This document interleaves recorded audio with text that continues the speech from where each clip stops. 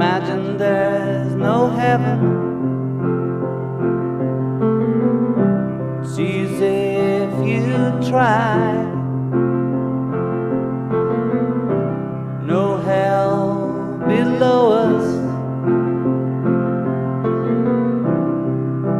above us only sky. Imagine all the people living for today. All right, moving on to the fourth video, and I'm going to try to get us push through as much as this is possible to move forward through this book. As you remember, we left off on where I was talking about 2017 and the Lyrans, and we were talking about how humans, or how the Anunnaki feel, and do they feel and stuff. So the next page over, the Anunnaki express their feelings just like we do. However, they do not shed tears nor succumb to emotional cries. It's controlled by a conduit directly linked to a community collective awareness. This is important. Sorry, I should sit back so you guys can see. Yeah. So this is important here. And I talked about this with advanced telepathy, by the way. Directly linked to a community collective awareness. This means that their emotions are regulated but not controlled by an intellect channel. This channel is constantly balanced scientifically. So, do you remember if you watched the video that I did on advanced telepathy, and I talked about how there would be this telepathic wave that all the humans can feel, right? Like, anybody can get on that telepathic wave. There's different, you don't have to be on it. If you choose to be on it, you can. And so if you're dealing with great anguish, it would be like you would be finding, instead of, venting or experiencing this strong, you still feel loss. Like, you would still feel loss, but you wouldn't be feeling alone. Like when somebody loses somebody, why do humans reach out to hug that person? Even if they don't know you, there will be strangers that will hug you because you had just lost somebody close to you, and they'll feel like they need to hug you and embrace you. Imagine that being a telepathic wave, that if you lose somebody close to you, that there's this telepathic hug from billions, if you like, of people on the planet embracing you mentally. So your emotions won't overcome you, that you will physically. Humans often cry. Now there's cries for joy, but a sadness crying and that type of expression is pain. It's painful. It's physical pain to the body. And with advanced telepathy, humans would eventually find that it's not beneficial. Like they say, this whole bullshit of this culture where they're saying, oh, it takes a real man to cry.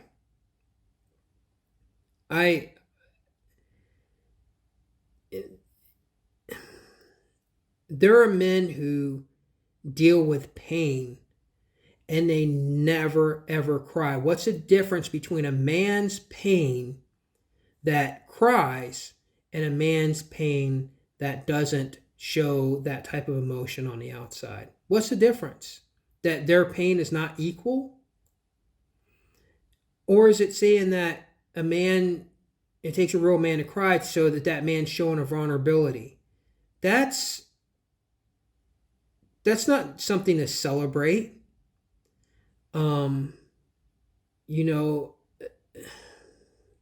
watch the movie Last Samurai with Tom Cruise, and when the samurai loses his son, and maybe you'll understand what I'm talking about.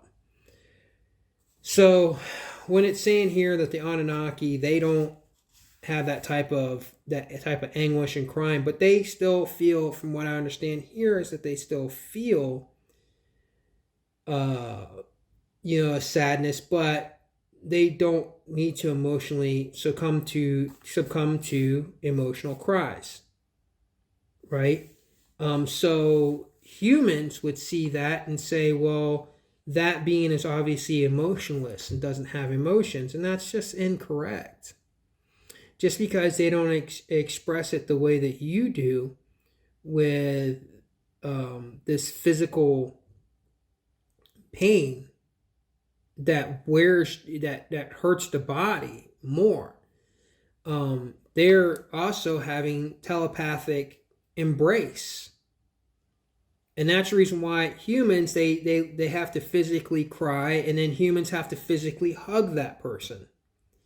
It's all physical stuff, That made me think too also. A world with advanced telepathy, let's say they gave advanced telepathy, they unlock advanced telepathy for all the humans, the dating game would completely change. Think about it that way. Trying to run game on a girl or whatever, or a woman trying to whatever she's, trying to scam a guy or whatever, that all that would go away, because you just can't, you'd have to be honest 100%, because everybody would know. Well, it doesn't have to be everybody, but the person that you're dating, they would know, right?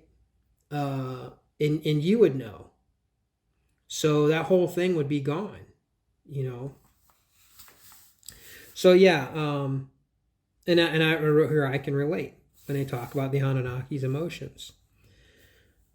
All right, so over here, Angel Gabriel is not totally and exactly what the Judeo-Christian traditionally portray. And I wrote, more religion when the Anunnaki are not for religion. Now, see, this doesn't make any sense. When they talk about the angel Gabriel, this Maximilien de Lafayette is religious.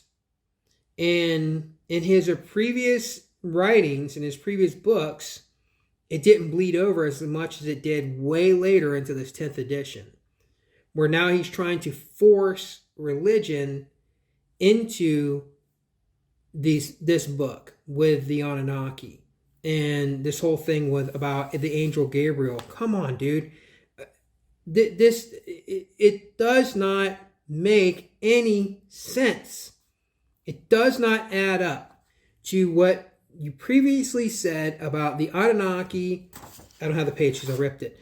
But you can go watch the last video. The Anunnaki do not believe in religion the way you do. The Anunnaki don't believe in reincarnation. The Anunnaki don't believe that you have a life after death. How could there be this angel Gabriel from that Bible that tells you that there's life after death, but then you're telling me that the angel Gabriel is not totally and exactly what the Judeo-Christians traditionally portray? So now you're saying that angel Gabriel is a real person, just like you said about Abe and Adam and Cain and Eve. It doesn't make any. It's a problem with these books. Oh, I'm done with this page. So that one's gone. Maybe we can get to 72 in this one. Yeah, it just doesn't make any sense. It does if you're highly religious and you're starting to feel, as you're writing these books and you're making money and things like that, and now you're starting to feel that on your heart, that weight on your heart, that you have to somehow put your religion into this because now it's pulling you away from your beliefs. That's a problem. It is obvious that the Anunnaki I guess that's what I think is the Anunnaki language. It is obvious that the Anunnaki language deeply influenced Eastern and Western languages. And so I wrote here that if the Eastern and Western languages, which there's no such thing as American language, by the way, it's English language because it comes from England. There is no American language. Although they've, completely done things to the English language to butcher what it originally is supposed to sound like, whatever. Like they're even getting rid of a cursive, like a cursive writing. Like now they just want the kids just to learn just the standard, way of writing, which I forget what it's called. There's a cursive and then there's, print, whatever. They say print your name here or sign your name here. The print and the signature are completely different. So what are they going to do? If they're getting rid of a cursive, then how the hell are you going to have print and then sign? You just print your name here and sign your name there. So it's going to be the same damn thing. It's stupid. So they're saying get rid of a cursive. That just isn't, I don't understand. Like, America is so, whatever. It's, those things are all institutions, and that's why they're all screwed up. The religion is an institution in America. The government is an institution in America. The school is an institution in America. The judicial institution in America. These are all institutions. They want you in some institution. That's where they want you. They want you to be in some institution. They want you to be in groups. They don't want you to be neutral and to think for yourself and to try to understand the stuff that I'm talking about. Because that will get you out of the clutches of their institution. This is why all the shit that's going on with the banks right now. Okay, let me get back to the book.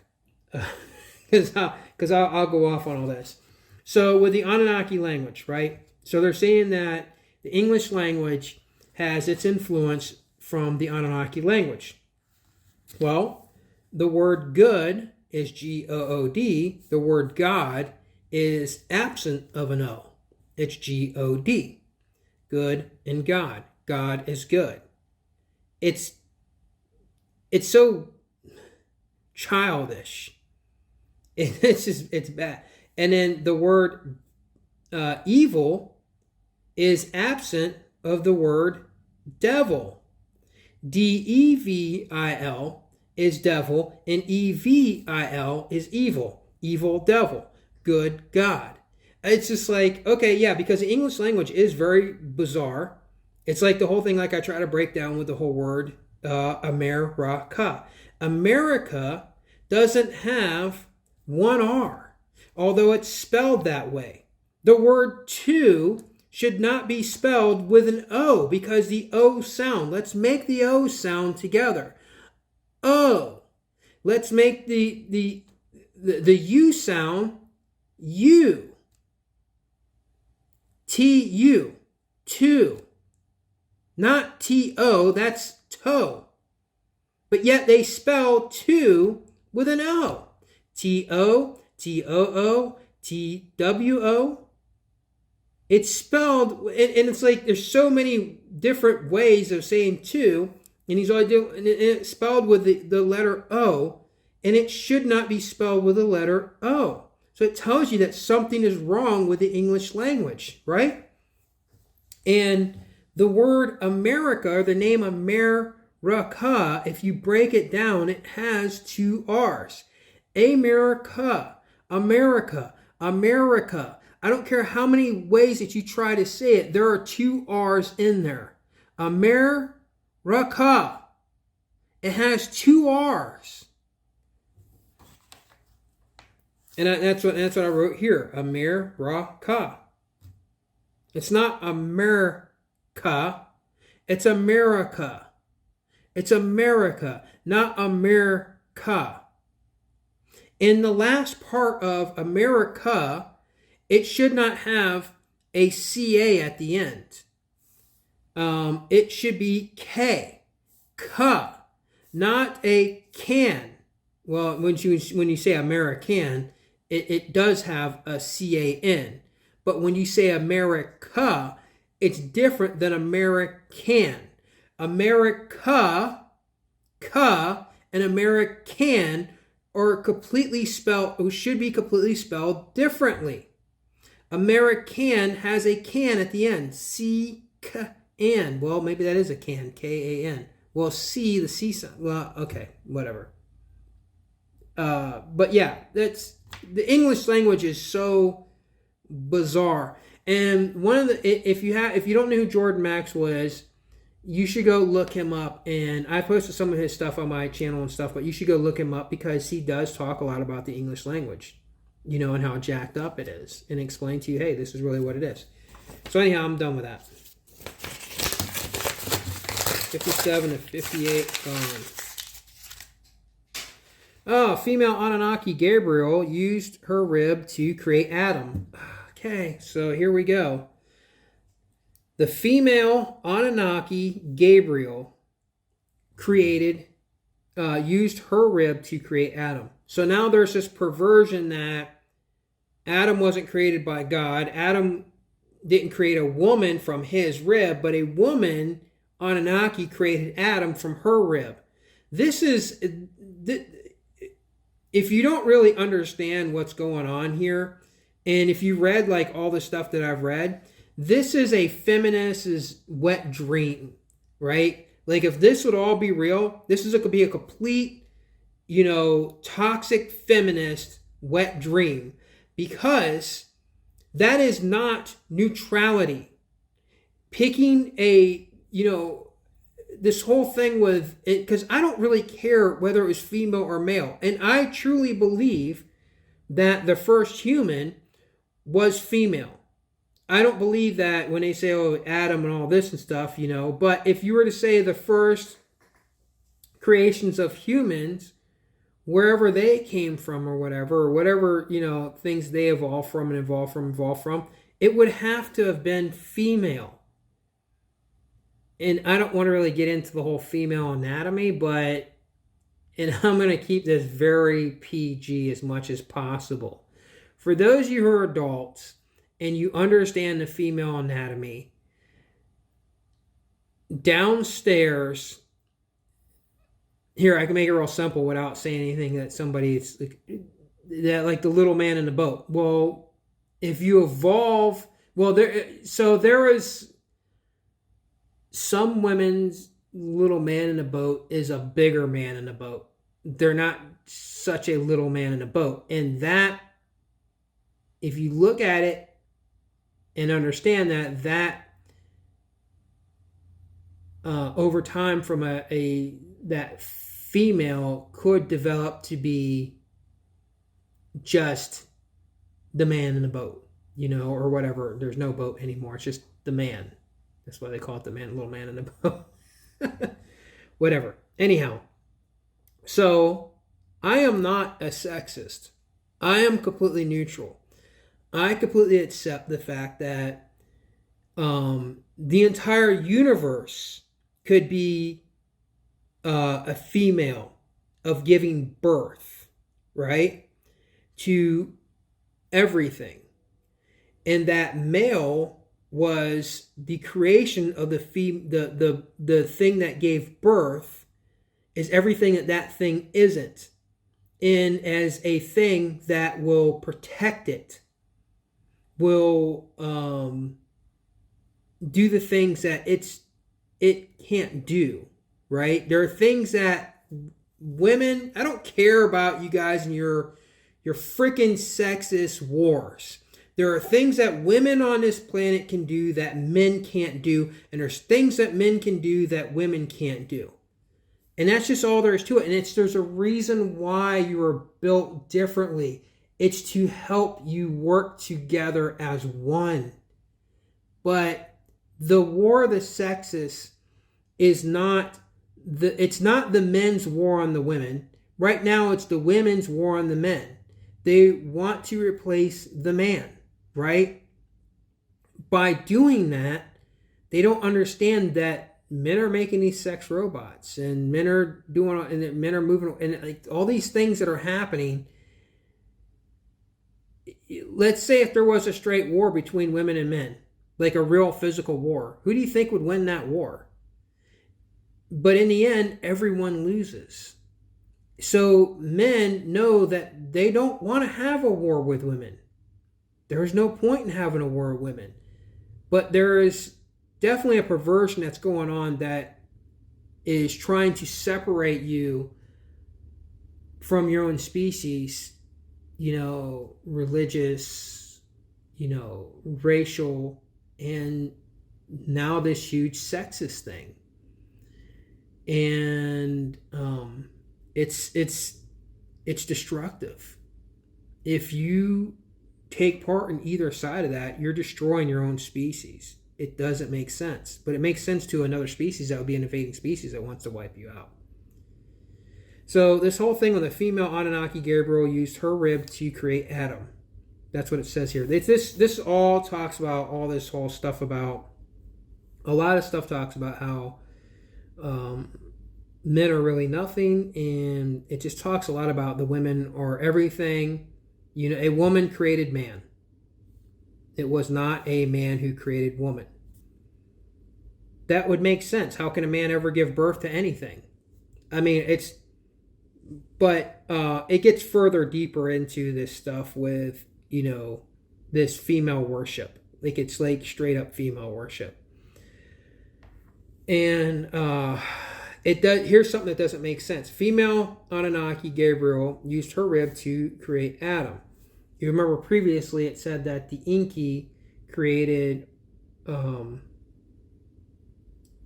and Abel and Eve, and then that then it said God created Eve so he could have sex with Eve, so Eve could have Cain and Abel. And then it said that, well, Cain was more powerful than Abel because he was of Anunnaki blood and Abel wasn't. That none of that makes any sense. And now Gabriel, which is now an angel from the Bible, created Adam.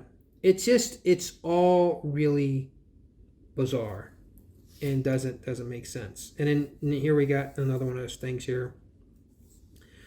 What are the Ba'abs? It is the Anunnaki Stargate, and then it tells this. There's a whole ritual on Stargates here. So if you want to buy the book and you want to get into the rituals and stuff, it says the numerical value for that is 700, like the 700 Club.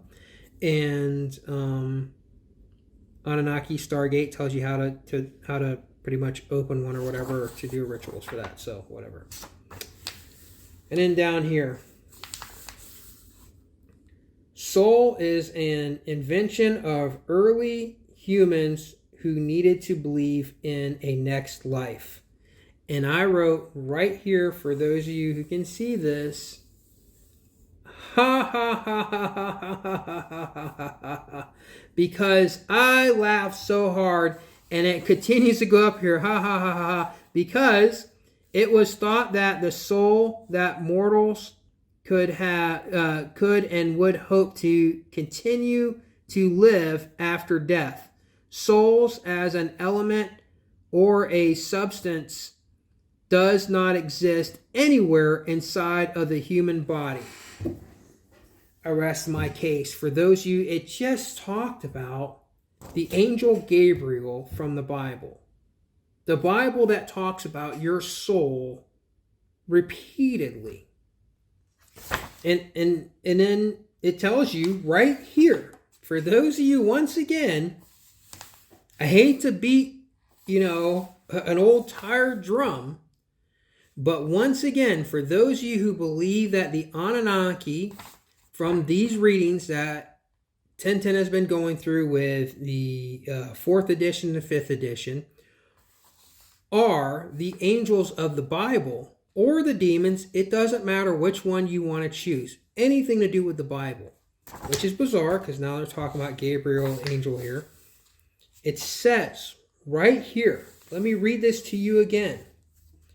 Soul is an invention of early humans who needed to believe in a next life. An invention that humans, a fabrication, a delusion, a lie, a misleading, made up story that you have a soul. I personally believe that you do have a soul. You have a soul. If you are soulless, then you are pretty much just a drone clone, and everything that I'm saying anyhow doesn't make sense to you because there's no substance to you. A soulless being is an absentee being. They are the people who literally just make their way through life and do everything that they're told. They cannot have any critical thinking at all. We would also call them NPCs if we were to go back and believe that we're just in a simulation, because those are beings that don't have any, there's nothing in there. You call them airhead, or an NPC. That being doesn't have a soul. And yes, there are humans on this planet that don't have souls. And then there are humans on this planet who do have souls. And those humans who do have souls have a lot more critical thinking, or more open. They're more channeled and tuned in. They're not just go to school, get to 12th grade, go to college, get the car, have the child, watch the football, go on a vacation, and die. Those people who literally just, and those people who they are, the people who literally, they have these blinders on, they can't deviate. If you start to show them something that, something about the moon landings being faked, right? They won't even entertain the idea that the moon landings are faked, right? They won't even look at it. They won't look at it. A lot of these people are in the professional world too, because they're perfect for institutional life. They're perfect for that, right? They're your teachers, they're your doctors, they're your attorneys, they're your police officers. A lot of those people, a lot of those people are soulless. I'm sorry to tell you, I'm sorry to say that, but they can never, ever deviate just a little bit just to see what's over here, just to say, holy shit, that's different. They can't. They can only do what's been told to them in a book, in books that have been told to them. They can only do what they've been told by the television. They can only do what is not outside the norm, what's considered the norm, which is what everybody's expected to do. What you're expected to do, what you're expected to be like, and it's the same. And it's not just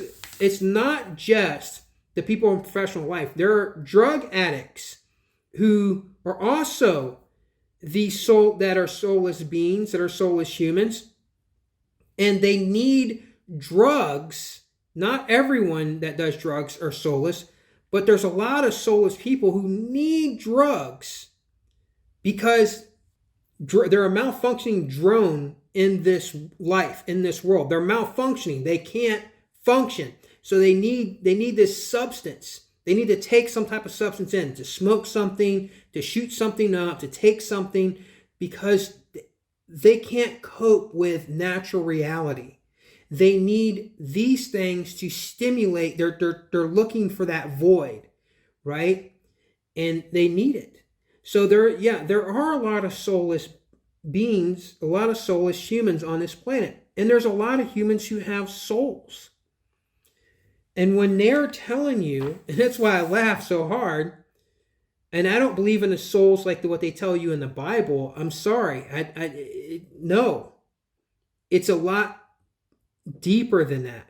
Instead of being enslaved, when you die, you're going to be enslaved in hell if you don't follow what this God said. Or if you do what the God said, you're going to be enslaved to praising that being for the rest of your eternity.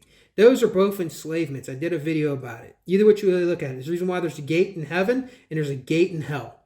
A gate is to keep you in, to keep you trapped. And all of that doesn't make any damn sense. It's all bad. It's all about trapping souls. Trapping here, trapping in there.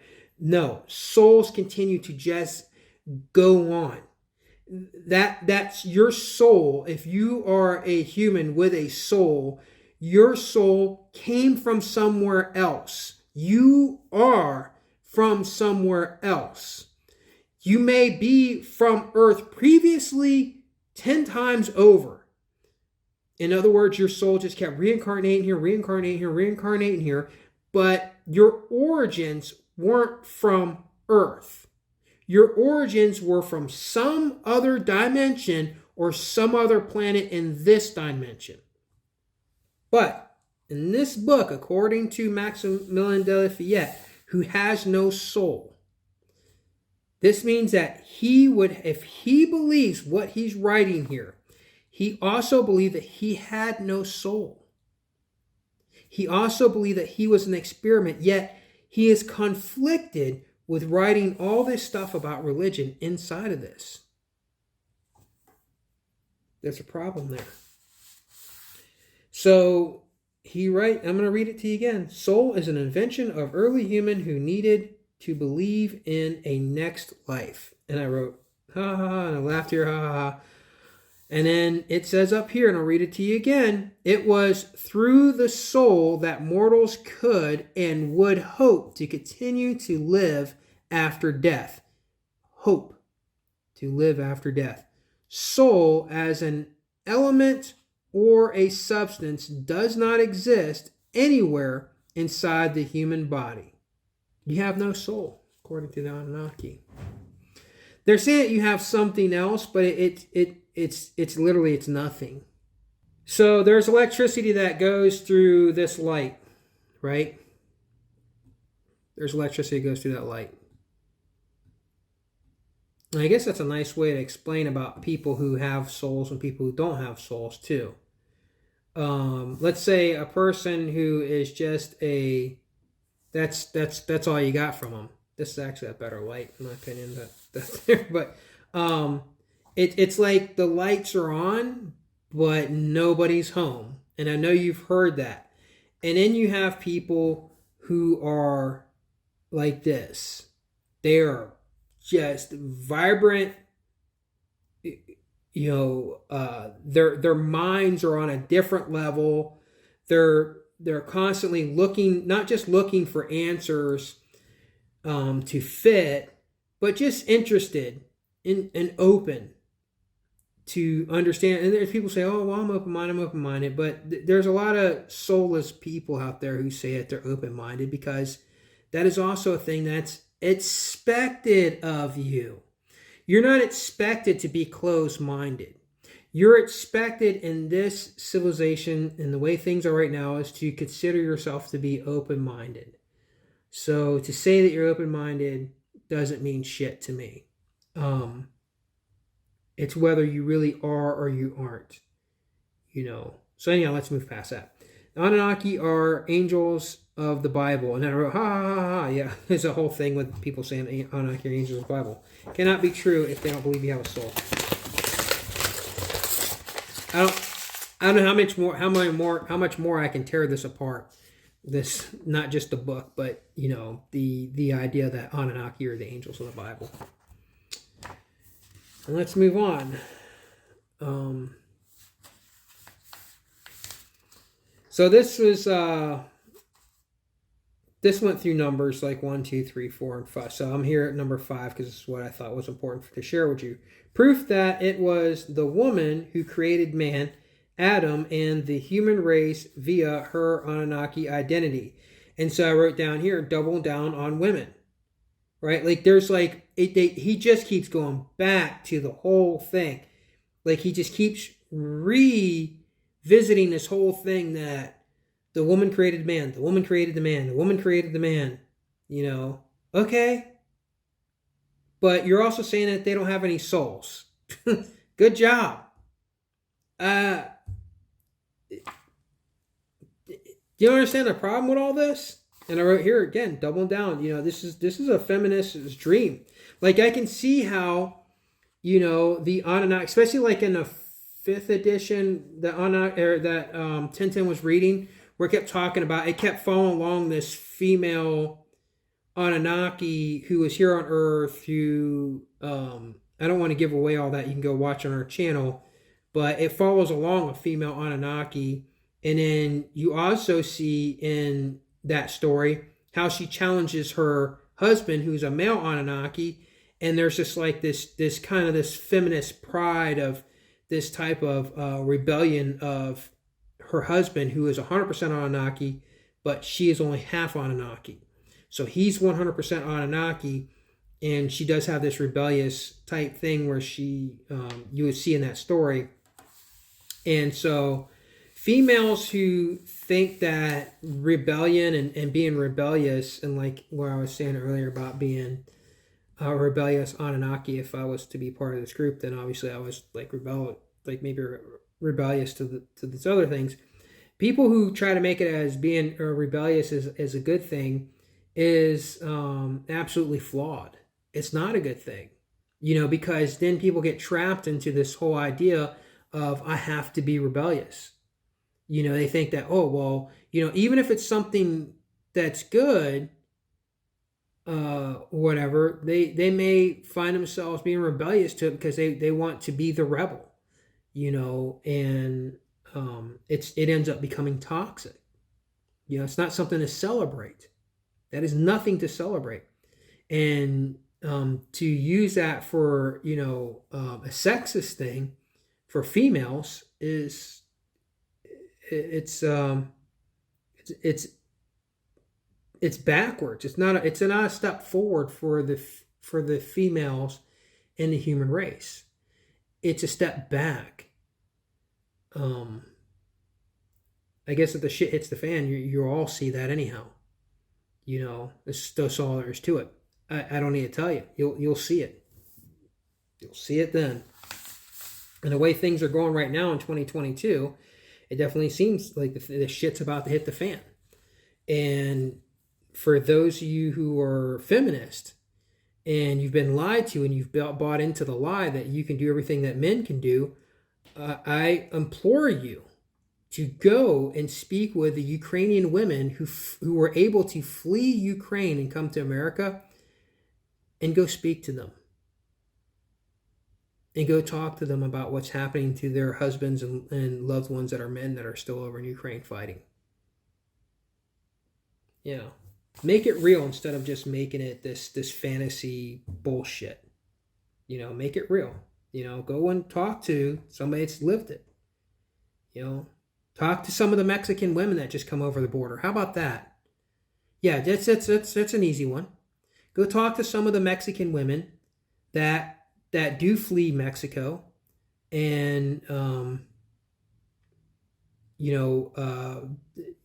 way the toxic men there treat the women. Because yes, there is toxic masculinity. These are men who exploit women, who think that it's okay just to whoop a woman's ass just because he can, because he had a bad day at work or whatever. The reason why toxic feminists exist in America is because of the fact that there are men who show up with guns and badges that will shoot other men that don't want to put up with it, or toxic. It's just, the whole thing is bad. But anyhow, he doubles down on women here again. And it's all through this whole thing. Man is below women and worthless. And that, by the way, I wrote down here, it's a Jupiter belief. So if you didn't know this, the Jupiters, well, you just see it in Marvel movies.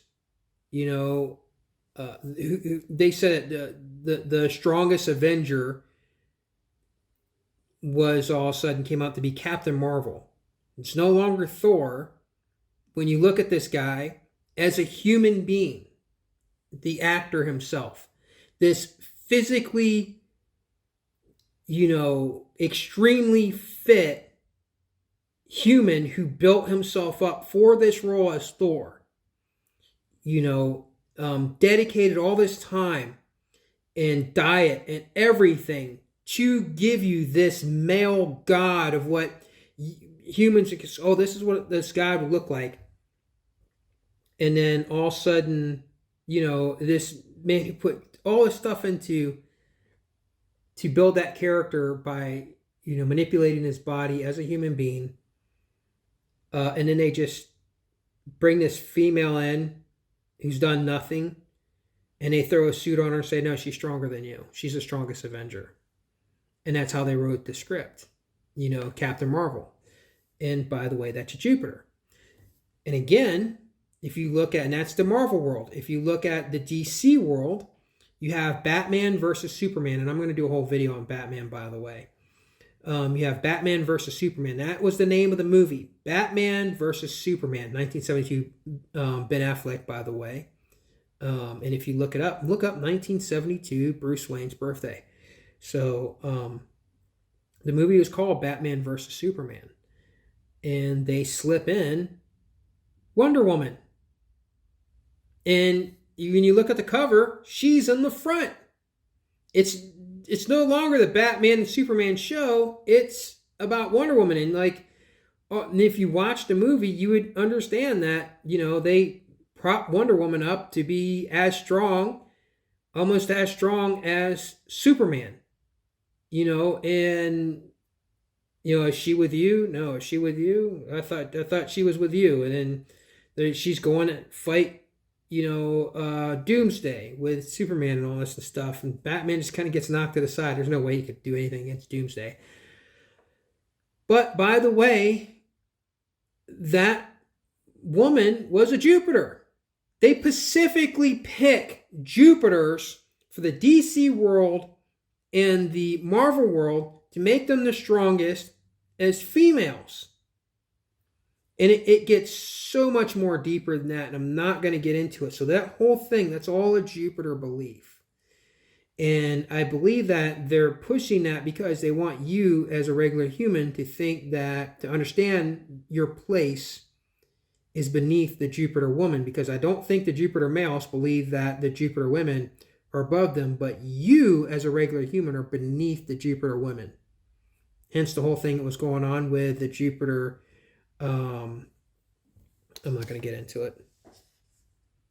Johnny Depp and then his ex-wife. That's all I'm going to say. And she is a Jupiter. And the media protected her, regardless of what you watched in the trial. So, and it's because she's a Jupiter. And who do you think owns the media? The same people who owns Hollywood. And I am not against them at all. They're doing what they think is the best for their species, and it's why they gave you that text to say that, hey, look, only the Jupiters go to heaven or inherit the earth. The rest of you are just beneath them. Yep, ultra neutral is the only way forward for you humans. It's the only way. You're going to find out all that in the end. It's sad if you can't see it now. And I'm sharing it with you, even though you may have never heard that anywhere else. So anyhow, let's get past that.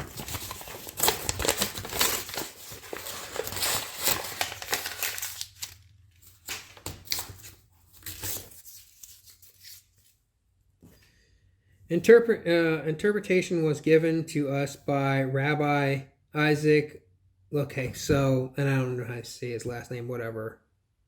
Lurini? I don't know. So, and I said, there's the rabbi. And that's what I wrote. There's the rabbi.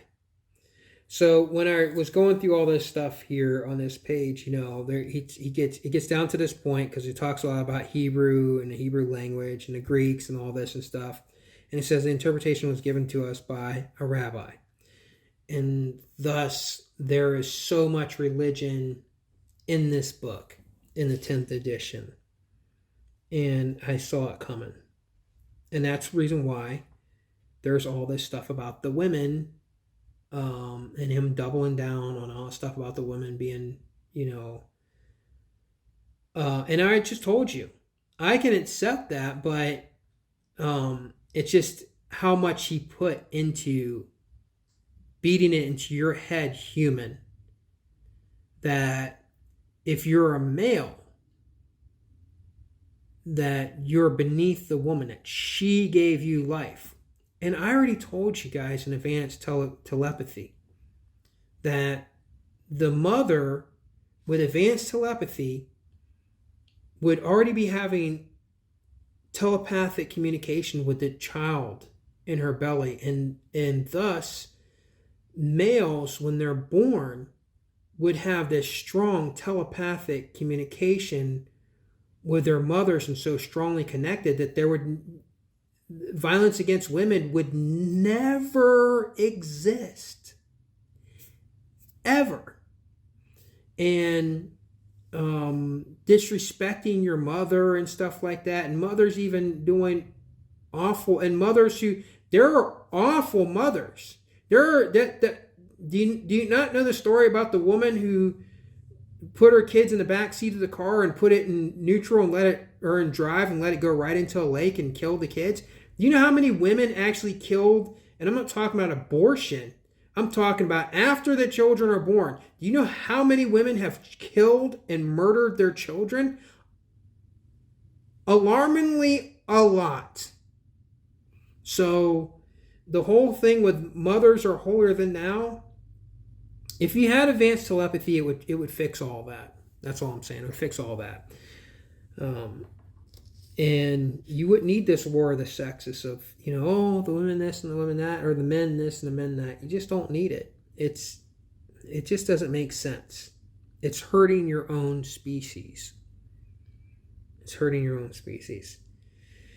So yeah, and so there's where I wrote, there's a rabbi. After we just went through this whole thing about women, blah, blah, blah, blah, it was like he's trying to drive this wedge between men and women. Because if I was a toxic male and I was reading that, I could see how some male would get completely turned off by all that. Even though it may possibly be true. But it was just so much overwhelming. Let's see here. Let's get through this. In the Torah, the word water was mentioned in the first day of the creation of the world. And I wrote, and here is the Torah. So, they're just talking about the rabbi, and now he's talking about the Torah. This is the reason why we got to this point in the 10th edition. According to the Jewish teachings, and so more on Jewish stuff around, let's see here, and I wrote, and Jewish. There is your fingerprints for this book, for all of his teachings, right? All of his books, because he talks about, now we're talking about rabbis and all this and stuff, and the Torah and the Jewish teachings and stuff. So there you go. I don't think I need to say any much more about that.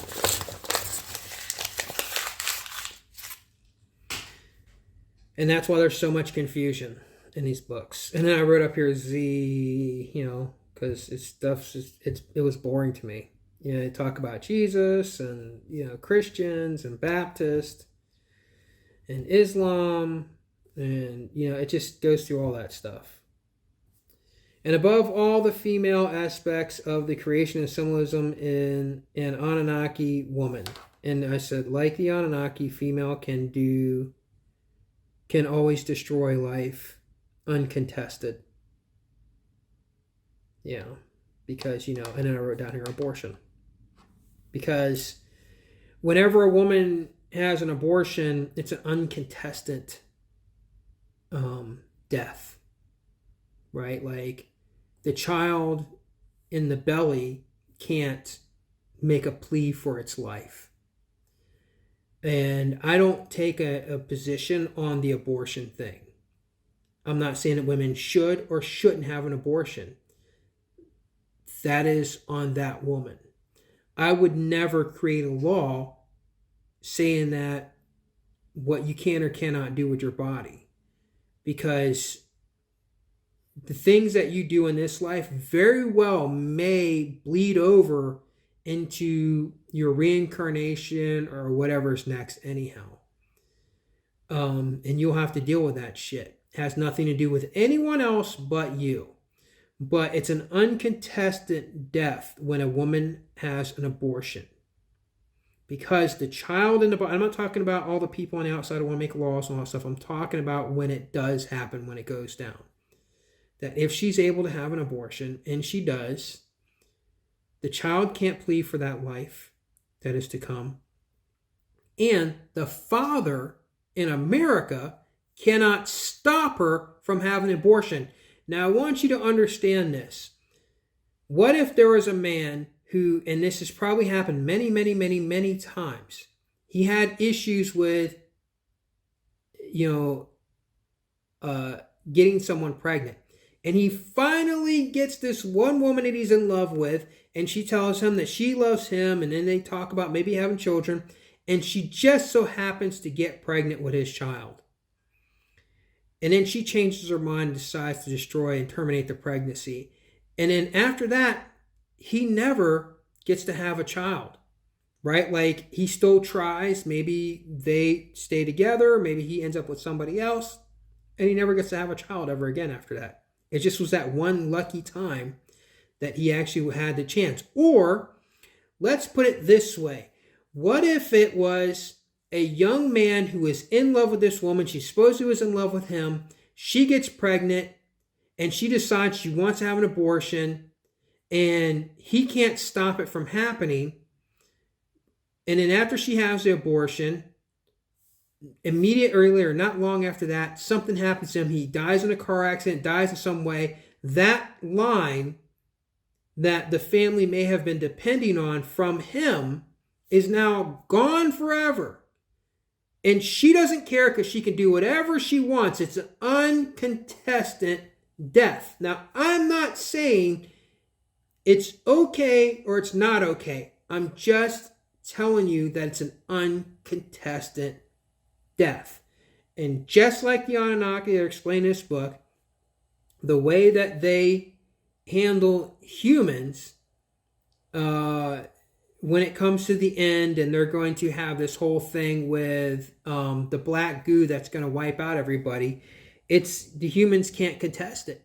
You can't literally say, wait a minute, hold on, let us plead our case and we can do better and blah, blah. It's uncontested. When they say it's over, it's over. And it's like an abortion. It's over. There's nothing that anybody can do about it. Those of you who are eating a steak the day that they decide to drop the black goo, it's uncontested. It's like an abortion.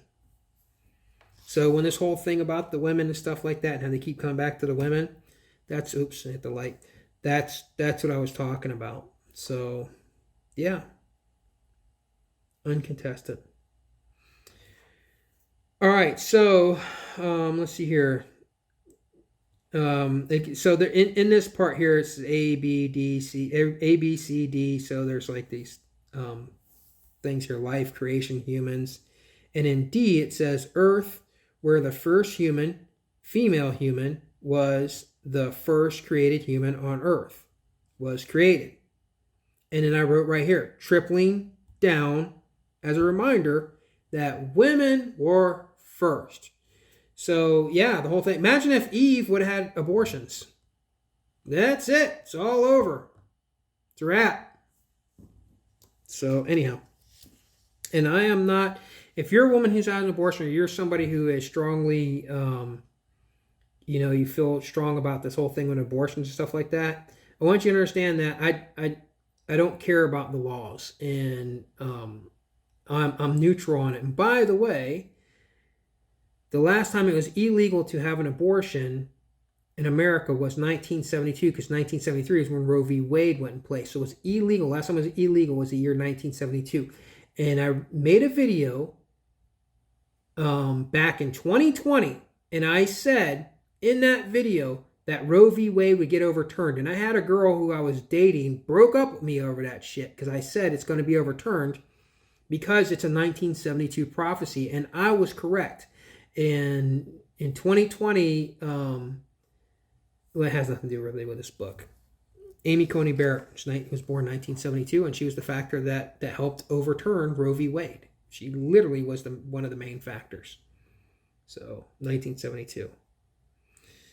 In fact, break down the word abortion. Abora sounds like an Anunnaki name. So if you take off the if you take off abortion, you take off the last part of the word, the Tion, you have abora, right? And you then say abortion, you have abora, abortion, or abor. Yeah, it sounds Arabic, abor. And then you have shun at the end, abortion, abor. It sounds like an Arabic name, abor, right? So even the name abortion, the word abortion, and that sounds like like it could be an Anunnaki name, abor, right? Abor the Anunnaki. She abhors me. 65, 66. All right. I wrote epic fail here. Oh gosh, where are we at here? But the human race disappointed them, for the early human beings were cruel, violent, greedy, and ungrateful. So the Anunnaki gave up on us and left Earth. I mean, this shit is their fault. They screwed up. Their creations, according to this, their creations, you, human, became cruel, which is true. The humans are cruel. Violent, which is true. I mean, even fucking football is violent. Well, it's one of the most violent games. Look what happened to Tua from the Miami Dolphins. By the way, the only team in the NFL to ever be undefeated in the NFL was the 1972 Dolphins. And here we are 50 years out. And there was an injury that happened when the Dolphins were undefeated. I mean, they were like 3-0 or something, so it wasn't really that big of a deal. But they're starting their first undefeated run in a long time. And Tua, a famous football player, who was the quarterback who just started and was just tearing it up, which just was doing really good, end up getting injured, and now he's changing. It's going to change all of football forever. They're even doing like, I think it's like a Tua law or something like that. So like this whole thing about the concussion protocol, which I believe, and I could be wrong, the symptoms of what he displayed from what I saw on the field, because I watched both those games, looked more to me like he was having a seizure than it was from a concussion. It looked like he was having a seizure. And I wish that they would look more into that, because his hands did the whole seizure thing and everything and stuff like that. And he didn't really go down hard on his head. And you look at it so many times. But what did happen was the way he got yanked back from being slammed. The lights from the stadium, if you are somebody who has epilepsy, those lights could, and if you're zipping, if you're being ripped really fast and those lights flash by your eyes fast enough, it can trigger a seizure. And I think that if they looked more into it, that may be something that may come up, and they say, oh, wait a minute, he didn't have a concussion, he had a damn seizure. And I bet it's not something he ain't already, he probably knew before, and they never said anything because they wanted to be, a famous football player, which is what he was doing. So I don't know, I could be wrong about it. I could be wrong. But what I'm not wrong about is 1972 Dolphins. And what I'm also not wrong about is that there's 50 years later, in this year, 2022, the whole thing with the Dolphins, now they're changing everything with football because of this one Dolphin football player who was going undefeated. The few remaining, so I put here epic fail. Yeah, so yeah, epic fail. You're violent, you're cruel, you're greedy, and you're ungrateful, because that's how the Anunnaki made you. Remember, they gave you your brains. Remember, they're shut off all your telepathy and stuff. And your defaults as a human is the Anunnaki's, it's their doing, right? I don't know how to explain it to you. It's, so all the, and because of that, they said screw it, and they left Earth. They left you. They left the humans, and they didn't bother to try to help. You were just an experiment. According to this, you're just an experiment. Soulless beings you're soulless, you're cruel, you're violent, you're greedy, and you're ungrateful.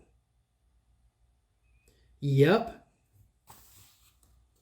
And I put here, important topic. I thought this was all the Greys' fault. Yeah, that's right. How can it all be all the Greys' fault? Like right here it says, like, you know, because if you listen to the 4th edition and 5th edition, they blame the Greys for everything. They say, oh, the Greys made you bad and all this stuff. However, the Anunnaki were here. And they were here with the humans when they decided to leave, because the humans ended up becoming cruel, violent, greedy, and ungrateful. So which is it? Is it the Greys' fault, or is it that the Anunnaki just screwed up? Because it said that they left because of that. That just doesn't make sense. The few remaining Anunnaki living in Iraq and Lebanon were killed by savage military legions from Greece, Turkey, and other nations of the region. The Anunnaki left Earth for good. So that's another thing too. So they're saying that they're humans that killed Anunnaki. Well, then they can't be that damn powerful. That doesn't make any sense. This does not make sense. The Anunnaki have advanced telepathy, advanced telekinesis. These were people back then that had bows and arrows and slings and swords and clubs. Yet they were able to kill these Anunnaki. That doesn't add up. It doesn't make sense. The Anunnaki would know that there was an attack coming long before you could make the attack. They would know. So this is a problem. It's a complete problem. It doesn't add up. It doesn't make sense for an advanced species who were able to create Earth, create this part of the galaxy, create all this stuff, but yet get their asses whooped by some, soulless beings. Come on. That doesn't make any sense. Other extraterrestrial races came to Earth, but these celestial visitors were not friendly and considered like our ancestors, the Anunnaki. This was after the Anunnaki left? Yeah, so they wanted to blame the Greys for everything and stuff like that, and they can't, because it says right here that the Anunnaki left because the humans were cruel, violent, greedy, and ungrateful. Well, that's how they made you. So, and I think we're going to wrap it up here on page 66. 66. That's perfect. And I wrote epic fail.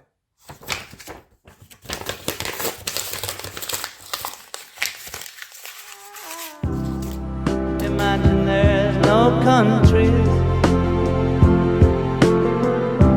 It isn't hard to do.